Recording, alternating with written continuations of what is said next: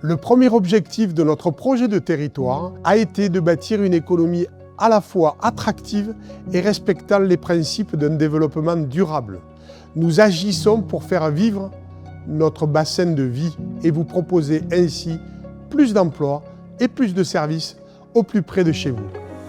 Créer ici des emplois, de l'activité, des commerces et des services, c'est gagner en qualité de vie et limiter notre impact environnemental en réduisant les trajets quotidiens vers la métropole. C'est pourquoi nous avons mis l'économie en priorité numéro 1 de notre projet de territoire. Nous avons accueilli de nombreuses entreprises dans nos 9 parcs d'activités économiques qui sont presque entièrement remplis.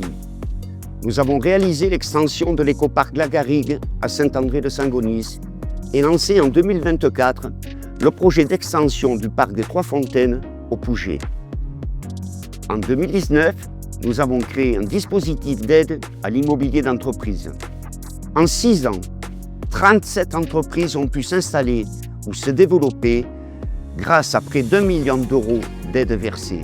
Nous aidons aussi les entreprises à se moderniser, à travailler en réseau, à innover. Le Fab Lab, l'alternateur que nous avons ouvert en 2022, est un formidable accélérateur d'innovation pour tous les acteurs économiques. Améliorer le cadre de vie au quotidien passe par le soutien au commerce de proximité dans les centres-bourgs. 20 nouveaux commerces ont ouvert en moyenne chaque année.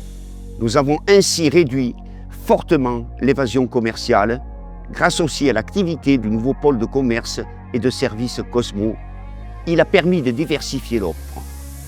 L'agriculture, et en particulier la viticulture, reste le socle de l'économie locale de la vallée de l'Hérault. Nous avons mis en place des aides exceptionnelles pour faire face aux aléas climatiques. Nous faisons leur promotion à travers notre concours des vins qui connaît cette année sa 38e édition. Nous encourageons la diversification, source de résilience. Enfin, le tourisme est une autre dimension importante pour notre économie. Elle est d'ailleurs aussi liée à l'activité agricole avec le no-tourisme qui s'est développé. Nous accueillons chaque année 2 millions de visiteurs, dont 30% d'étrangers. Et Saint-Guillain-le-Désert est le site le plus fréquenté de l'Hérault.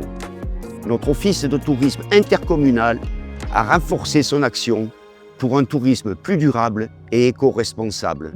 Cette réussite, nous la devons à la mobilisation de tous les acteurs économiques du territoire.